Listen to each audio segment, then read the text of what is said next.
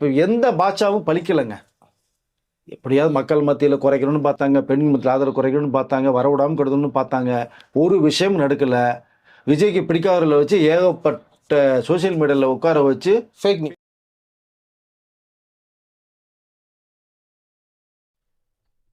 Public link நேயர்களுக்கு வணக்கம். ஒரு 3 மாசத்துக்கு முன்னாடி ஒரு ஹாட் நியூஸ் சொல்லியிருந்தீங்க, இதுதான் நடக்க போகுதுன்னு. அது இன்னைக்கு நடந்திருக்கு. அந்த என்ன நியூஸ்ன்னு ஷேர் பண்ணுங்க சார். ரொம்ப அதை முக்கியமாக சொல்லிக்கிறேன். விஜய் அவர்களுடைய ரசிகர்களுக்கு மிகப்பெரிய இன்றைக்கி தான் தீபாவளி, நியூ இயர்னு நினைக்கிறேன். மிக சந்தோஷமான செய்தி வந்திருக்கு.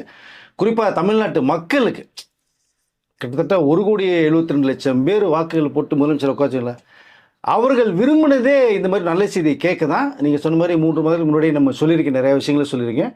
சமீபத்தில் கூட 2 நாளைக்கு முன்னாடி சொல்லியிருக்கேன். நான் அதை சங்கீதா அவர்கள் விஜய் அவர்களை விவாகரத்து செய்யணும்னு ஒரு மனு செங்கல்பட்டு கோர்ட்டில் போட்டாங்க. கடந்த டிசம்பர் மாதம் 2025 டிசம்பர் மாதம், ஒரு 7 மாதத்துக்கு முன்னாடி. அதை இன்னைக்கு அந்த மனுவே வாபஸ் வாங்குறேன்னு சொல்லியிருக்காங்க. இதோட என்னங்க ஒரு சந்தோஷமான செய்தி ஒன்று, தமிழ்நாட்டு மக்களுக்கும் ரசிகர்களுக்கும் மிகப்பெரிய ஒரு இனிமையான செய்தியை சங்கீதா அவர்கள் சொல்லியிருக்காங்கன்னு தான் நான் சொல்லிக்க விரும்புகிறேன். பட் அதை தான் நான் சொன்னது தான். அதாவது சின்ன சின்ன பிரச்சனை போயிட்டாங்க. பட் இதை ரொம்ப சிந்திப்பாங்க.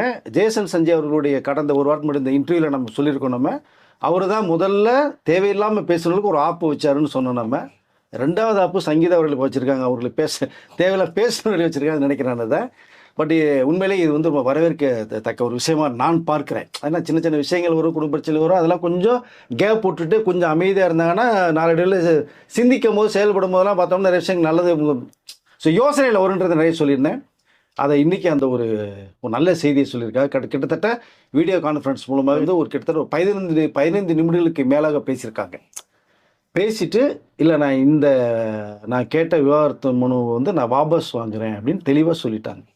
அவங்க உடனே கொடுத்துட்டாங்க. கோர்ட்டை தான் சொல்லுவோம். கோர்ட் உடனே டைவர்ஸ் கேட்டோன்னு கொடுத்துட மாட்டாங்க.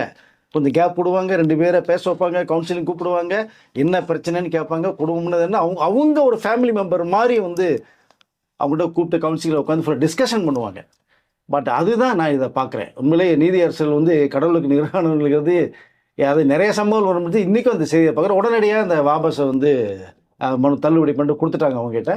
ஸோ அது உண்மையிலேயே ஒரு நல்ல செய்தியை நான் பார்க்குறேன். கிட்டத்தட்ட பார்த்தீங்கன்னா அது என்ன நோக்கி வருதுன்னா, என்னோடய பார்வைக்கு 1999ஆம் ஆண்டு ஆகஸ்ட் 25ஆம் தேதி விஜய் அவர்களும் சங்கீதா அவர்களும் திருமணம் அடைஞ்சிச்சு.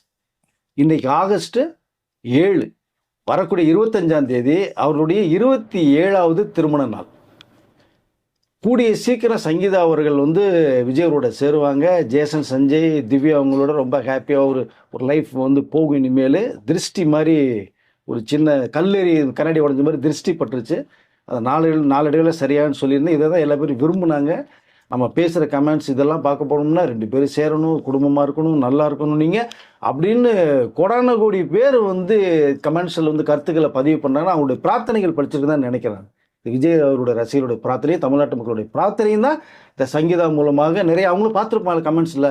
இவ்வளோ பேர் மக்கள் நம்ம விரும்புகிறாங்க நம்மளை சேரணும்னு சொல்லி அப்படின்னு கண்டிப்பாக சிந்திச்சிருப்பாங்க இல்லையா. அதன் வழியாக தான் நான் இதை பார்க்குறேன். இன்றைக்கி அந்த விவாகரத்தோட வாபஸ் வாங்கினதை. ஸோ வரக்கூடிய 25ஆம் தேதி கண்டிப்பாக அந்த திருமண நாள் 27வது வருட திருமணம் வரப்போகுது. அப்போ ரொம்ப இனிமையாக சேர்ந்து ஒரு செலிப்ரேட் பண்ணி ஒரு வீடியோ ஃபோட்டோஸ் விட்டாங்கன்னா ரொம்ப ரொம்ப சிறப்பாக இருக்குன்னு நான் நினைக்கிறேன். அது விரைவில் நடக்கிறது வாய்ப்புகள் இருக்குது. நான் இதுக்கு முன்னாடியே பார்த்தீங்கன்னா நிறைய பேர் விமர்சனங்களில் எப்படியாவது விஜய் அவர்கள் மக்கள் மீது செல்வாக்கு குறைக்கணும், சங்கீதா முறையில்னு ட்விஸ்ட்டு பண்ணி சீண்டி விட்டு மற்றவங்களாம் பேச வச்சு விஜய் அப்படி பேசுகிறாரு, சங்கீதா அப்படி பேச வராங்க, பேட்டி கொடுத்துட்டாங்க, கண்ணான்னு பேசுகிறாங்க, பிளாஸ்ட் ஆக போகுது அப்படின்லாம் எவ்வளோ விஷயங்கள் எவ்வளோ இதை பேசுனாங்க தொடர்ந்து. ஆனால் நம்ம மட்டும் நிறையா இதில் சொல்லியிருந்தேன். இந்த பிரச்சனையில் சங்கீதா அவர்கள் சைலண்டாக பண்ண ஒரு விஷயத்தை வெளியில் விட்டுட்டாங்க, லீக் பண்ணிட்டாங்க. அதை அவங்க விரும்பவே கிடையாது முதல்ல. அப்போ இது பண்ணும்போது இன்னும் மேற்கொண்டு என்னென்ன நடக்குங்கிறத அவங்க ரொம்ப யோசித்தாங்க. அது இவங்க 2 பேருக்குள்ள சண்டை வரட்டும்ன்றதுக்காக லீக் பண்ணி விட்டாங்க. எஸ், அது வேற பிப்ரவரி மாதம் லீக் ஆகுது. டிசம்பர் மாதம் கொடுத்தது பிப்ரவரி மாதம் இந்த வருஷம் 3 மாதத்துக்கு அப்புறம் ஆட்டோமேட்டிக்காக வெளியே வந்து அது எப்படி நீங்கள் பார்ப்பீங்க? அப்போது விஜய் அவர்களை ஒரு தாக்குதல் பண்ணுற அந்த நோக்கம் தான், மக்கள் மத்தியில் செல்வ குறைக்கிற ஒரு நோக்கம் தான். இவர் 2 பேர்த்துக்குமே பிரச்சனை இன்னும் வேறு மாதிரி ட்விஸ்ட் பண்ணி உருவாக்கி விட்டலாம் அப்படிங்கிறது மாதிரி தான் இருக்குது விஷயம். பட் அதெல்லாம் ரொம்ப உடச்சி எறிஞ்சிட்டாங்க அப்படிங்கிறத சொல்லுது. ஸோ ரொம்ப சந்தோஷமான ஒரு செய்தி வந்திருக்கு. அது உண்மையிலே பாராட்டத்தக்க விஷயம். குடும்பம் ஒன்று சேரட்டும், இதை தான் தமிழக மக்கள் விரும்புகிறாங்க. அவரோட நம்மளும் விரும்புகிற ஒரு விஷயம். ஆனால் இதை தான் நம்ம 3 மாதத்துக்கு முன்னாடியே தெளிவாக சொன்னது இருக்குது. நீ பல வீடியோ பார்த்தீங்கன்னா உங்களுக்கு தெரியும் சார். இது சார் ஆக்சுவலாக இன்னைக்கு காலையில் வந்து பார்த்தீங்கன்னா என்ன சொன்னாங்கன்னா, சிஎம் சார் வந்து பார்த்தீங்கன்னா அவரும் வீடியோ கான்ஃபரன்ஸில் வரணும்னாங்க.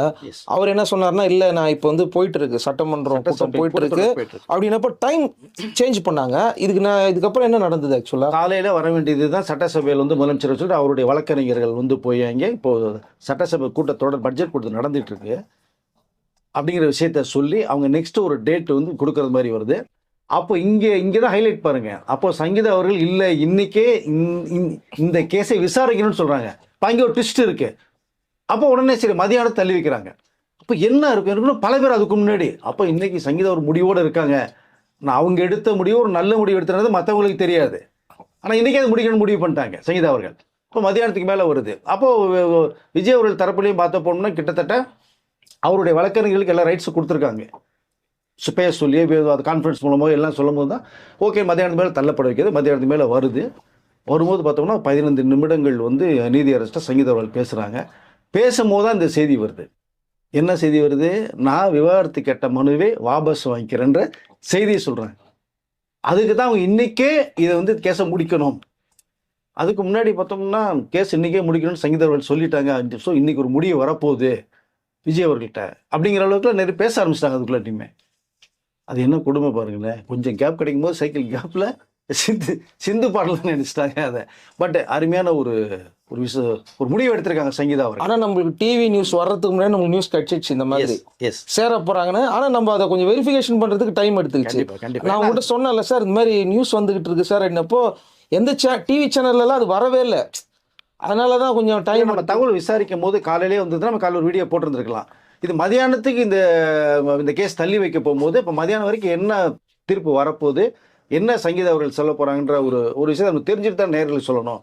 அப்போ இது நல்ல தீர்ப்பாக தான் வருங்கிற அந்த ஒரு தாட்ஸ் எனக்கு இருந்தது. கண்டிப்பாக ஒரு நல்ல செய்தி இன்னைக்கு கிடைக்கும் அப்படிங்கிறதான் எதிர்பார்த்தது. ஏன்னா அவர்கள் வந்து பேட்டி கொடுக்கல.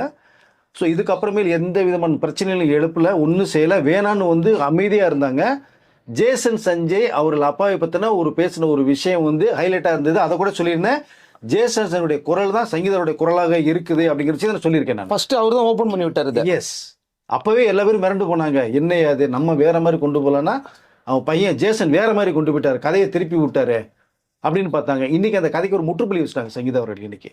ஸோ அப்போ மதியானத்துக்கு மேலே இந்த கேஸை முடிவு பண்ணும்போது அந்த செய்தியை அறிஞ்சு நம்ம சொல்ல நினைச்சோம். ஒரு நல்ல செய்தியை வந்து சங்கீதா அவர்கள் கொடுத்துருக்காங்க.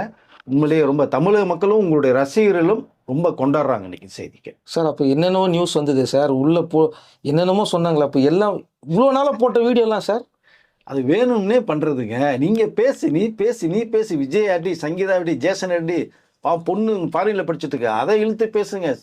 குடும்பமே செதறடிங்கன்றது மாதிரி தானே விஜய் அவர்களை பிடிக்காத எவ்வளோ பேர் பேசுனாங்க. அவர் இதை பண்ணுவார், சாயங்காலத்துக்கு மேலெல்லாம் போக மாட்டார், அதை பகலில் போக மாட்டாரா, சாயங்காலம் தான் போவார பேசுறது. எவ்வளோ விஷயங்கள், எவ்வளோ பேசிட்டு வச்சுக்கல.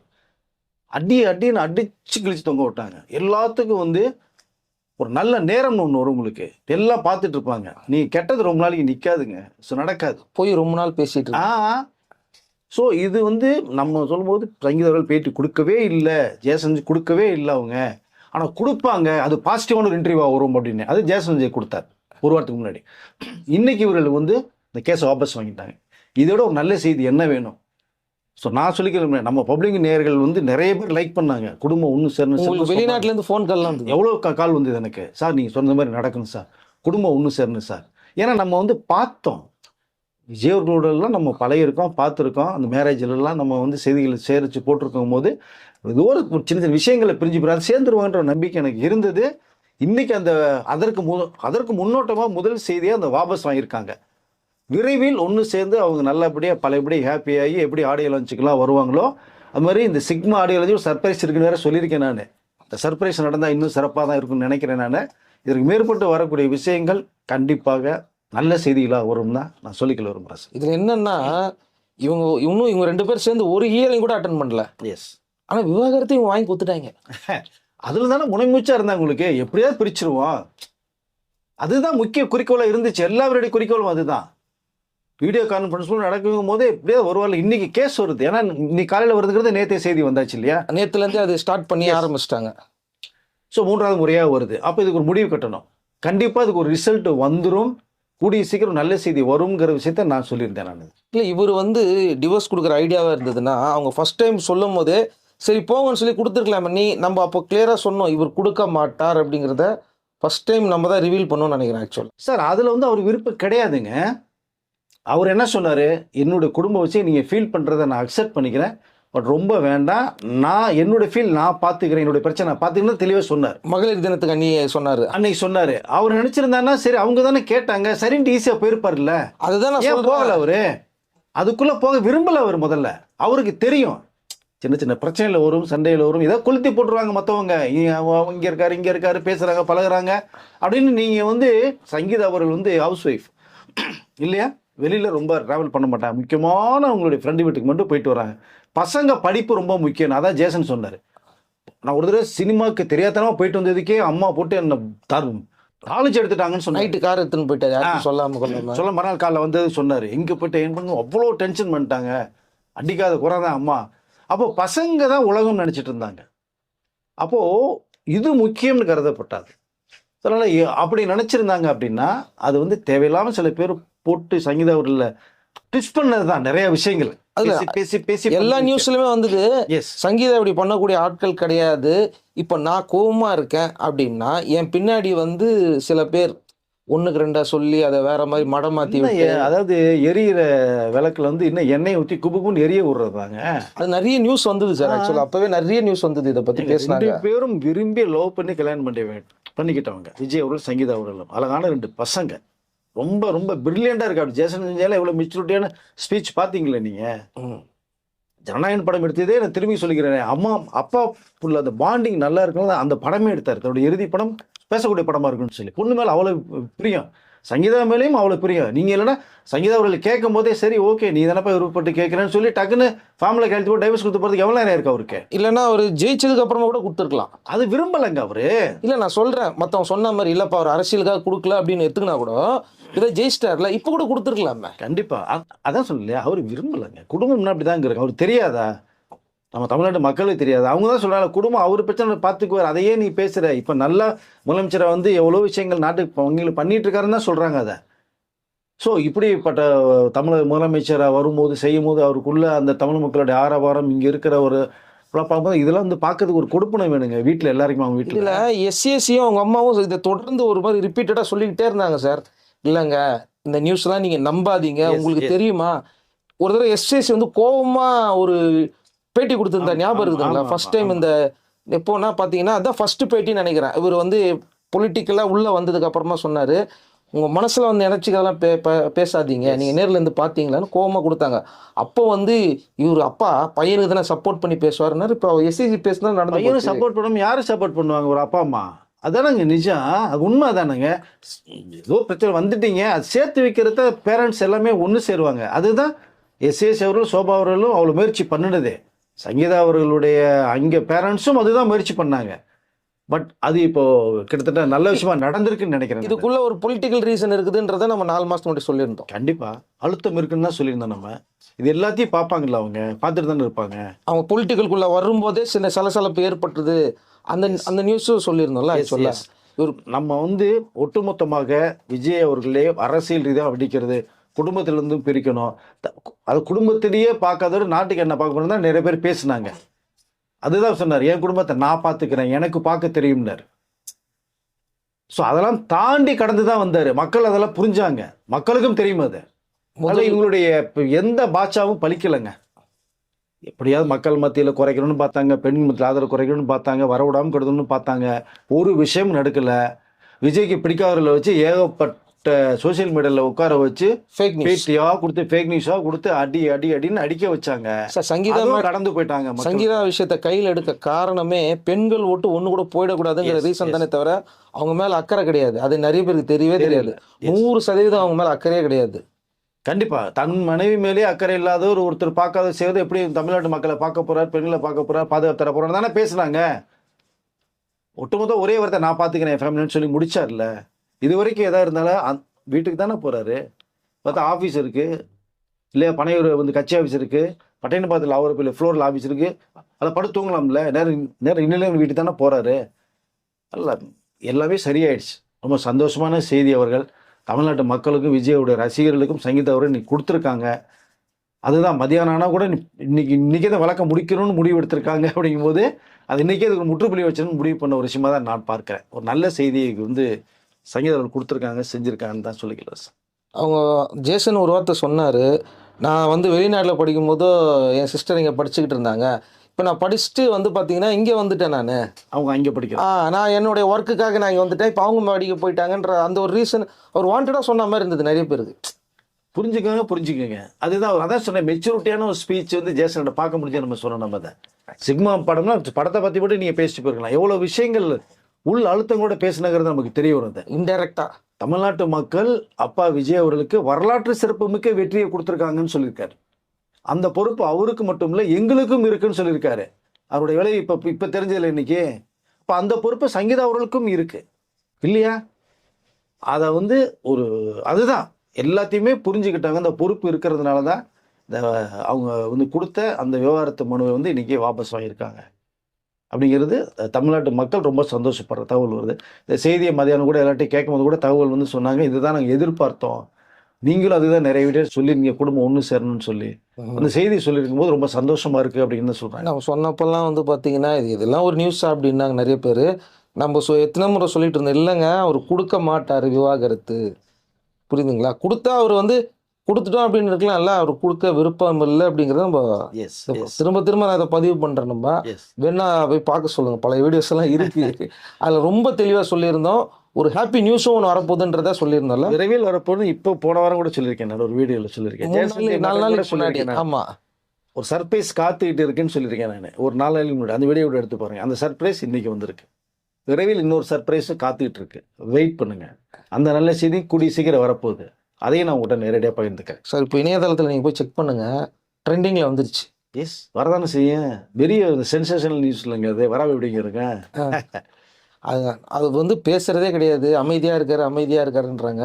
அமைதியாக இருந்தே எல்லாம் பாசிட்டிவாக முடியுது. ரொம்ப பேச மாட்டார், பேசுகிறவங்கள்ட்ட கேட்பார், கேட்டுட்டு ஒரே பதில் நச்சுன்னு இருக்கேன். அப்படிதான் அவருடைய ஸ்டைலு, விஜய் சாருடைய ஸ்டைலு. அதான் அமைச்சர்கிட்ட அதான் சொல்லியிருக்காரு, பேசுறது பூரா கேட்டுருங்க, கேட்டுட்டு வேடிக்கை பாருங்க, அப்புறம் கடைசியாக நம்ம பேசிடுவோம். அதுதான், ரொம்ப பேச மாட்டார். ஆனால் அதுக்கு கொஞ்சம் அதிகமாக பேசுகிறது ஜெய்சன் நினைக்கிறேன் நான். இதை அப்படியே கொஞ்சம் அதிகமாக இன்டர்வியூவில் பேசியிருந்தார். ஸோ அதனால் வந்து இன்றைக்கு வந்த ஒரு செய்தியை நம்ம பப்ளிக் நேரலுக்கு நம்ம சொல்லிக்க விரும்புகிறோம். மீண்டும் அது இன்னைக்கு வந்து நல்ல செய்தியோட இன்னும் அடுத்து ஒரு சூப்பர் நல்ல செய்தி வரப்போதும், சர்ப்ரைஸ் காத்துட்ருங்க. அது உங்களுக்கு தெரிய வரும், தெரிஞ்சோன்னு நானும் உங்களுக்கு நான் பேச வரேன். அது என்ன செய்தி அப்படிங்கிறத வந்து கீழே கமெண்ட் செக்ஷனில் சொல்லுங்கள். கண்டிப்பாக இன்னும் அடுத்த ஒரு பிரேக்கிங் நியூஸ் அடுத்த வீடியோவில் சொல்கிறோம். ஃபஸ்ட்டு வந்து ஒரு வாழ்த்துக்களை தெரிவிச்சுக்கோம். கண்டிப்பாக சார், சங்கீதா அவர்களுக்கு ரொம்ப தேங்க்ஸ் சொல்லிக்கலாம். ஏன்னா குடும்பம் அவங்களுக்கு தெரியும், நம்ம ஒன்றும் சொல்ல வேண்டிய அவசியம் இல்லை. விஜய் அவர்கள் இன்றைக்கி எந்த நிலைமையில் இருக்காங்க, தமிழகத்தின் முதலமைச்சர் இருக்காங்க, மக்கள் மத்தியில் செல்வாக்கு இருக்காங்க, அவங்களுக்கு கண்டிப்பாக தெரியும். இந்த ஒரு அரிய வாய்ப்பு வந்து எந்த நடிகருக்குமே எம்ஜிஆர் அவர்களுக்கு பிறகு கிடைக்கல. இன்னொன்று நம்ம சொல்கிறோம், சங்கீதா அவர்களை வந்து பார்த்தீங்கன்னா விஜய் ரசிகர்கள் எங்கேயுமே திட்டவே இல்லை சார். அது நம்ம இங்கே ஒரு இடத்துல சொல்லணும். கண்டிப்பாக சில பேர் என்ன பண்ணுவாங்கன்னா, வேணும்னே விஜய் அவர்களுடைய ஃபோட்டோ டிபியில் வச்சுப்பாங்க, வச்சுட்டு இவங்களை போய் திட்டிடுவாங்க. உடனே இவங்க என்ன பிரச்சாரம் பண்ணுறாங்கன்னா, விஜய் ரசிகர்கள் சங்கீதாவை திட்டாங்க அப்படின்னு சொல்லிட்டு சில அதையும் சொன்னாங்க பொய்யா. உங்களுக்கு தெரியல, பேசினாங்களே, அந்த வீடியோ இருக்கே பல சில இப்போதான் பிடிக்காதவர்கள் நிறைய விஷயங்கள் பேசினாங்கல்ல. அப்புறம் உள்ளே போய் பார்த்தா அவன் விஜய் ஃபேனே கிடையாது. அது ஒரு ஃபேக் ஐடி. அது 2 பேருக்குள்ள சண்டையை உருவாக்கணும் அப்படின்றதுக்காக பண்ணப்பட்ட நிறைய ரசிகர்களே திட்டுறாங்க பண்றாங்க அப்படிங்கிற அந்த கோபத்தை கிளப்புறதுக்காக இவரு தான் விட்டு திட்ட வைக்கிறாருங்கிற மாதிரி ஒரு பிரச்சாரம் பண்ணாங்க. அப்படியே கிளப்புனாங்க. இது எல்லாமே தெரியும் கண்டிப்பா. ஜேசன்தே சொல்லியிருப்பார், ஆமா இது வந்துலாம் ஃபேக்குமா, ஃபேக் நியூஸ், ஃபேக் ஐடி, நீ நம்பாதான், நம்ம பார்த்துக்கோம், வெயிட் பண்ணு. கண்டிப்பாக ஜேசனும் வந்து ஒரு ஐடியா கொடுத்துருப்பார், சொல்லாமல் இருக்க மாட்டார். ஸோ அதனால் எல்லாமே வந்து உணர்ந்தவர்கள், ஃபாரினில் இருந்தவங்க, அவங்களுக்கு தெரியாத சங்கீதா அவர்களுக்கு. ஸோ எல்லாத்தையுமே பார்த்தாங்க, யோசித்தாங்க, ஒரு நல்ல முடிவு எடுத்திருக்காங்க. அவங்க சொந்தத்தில் கூட நடந்த சில நிகழ்வுகள்லாம் அவங்க போயிட்டு வந்துட்டு தான் இருந்தாங்கல்ல. எஸ் இங்கே வந்து ஃபங்க்ஷனுக்கு எல்லாம் போயிட்டு வந்தாங்கல்ல, அப்போது வந்தாங்க, கலந்துக்கிட்டாங்க, எல்லா செய்தியிலையுமே பண்ணிட்டு தாங்க இருந்தாங்க, ஃபங்க்ஷன்லாம் கலந்துக்கிட்டாங்க. பசங்களும் ரொம்ப கண்ணுங்கிறத மாதிரி 2 பேரும் 2 கண்கள் மாதிரி பார்த்துட்டு இருக்காங்க. ஸோ இப்போ விஜய் அவர்களையும் கண்டிப்பாக ஒரு நல்ல செய்தியோடு தான் வருவான்னு நினைக்கிறேன். தகவல் வருது, பார்க்கலாம். வந்தோன்னா நம்ம வந்து அதையும் தெளிவாக கன்ஃபார்மாக தெரிஞ்சதுக்கப்புறம் நம்ம நேரடியாக சொல்லலாம் சார். ஓகே சார், இதோடைய முழு டீட்டெயில்ஸ் என்ன நடந்தது அப்படிங்கிற நாளைக்கு இன்னொரு வீடியோவில் பார்க்கலாம். நன்றி சார். நன்றி சார்.